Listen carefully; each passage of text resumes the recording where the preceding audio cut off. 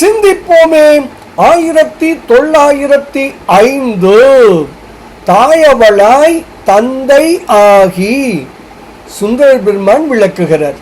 எனக்கு தாயுமாகவும் தந்தையாகவும் விளங்குகிறார் அவர்.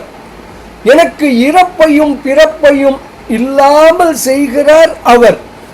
தனது பொன் அடிக்கண் எக்காலத்தும் அகலாமல் நிலைபெறச் செய்பவர் அவர்.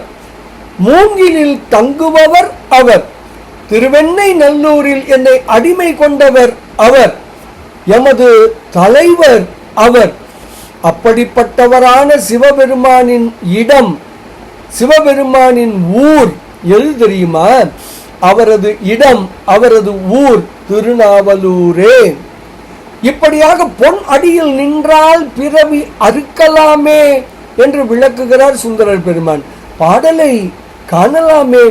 தாயவளாய் தந்தையாகி சாதல் பிறத்தல் இன்றி போய் அகலாமை தன் பொன்னடிக்கு என்னை பொருந்த வைத்த வேயவனார் வெண்ணை நல்லூரில் வைத்து என்னை ஆளும் கொண்ட நாயகனாருக்கு இடமாவது நம் திருநாவலூரே என்று சுந்தர பெருமான் தாம் அருளி செய்த திருப்பாட்டு எனும் 7வது திருமுறையான தேவாரத்தில் 17வது பதிகத்தில் 7வது திருப்பாடலில் மிக தெளிவாக விளக்குகிறார்.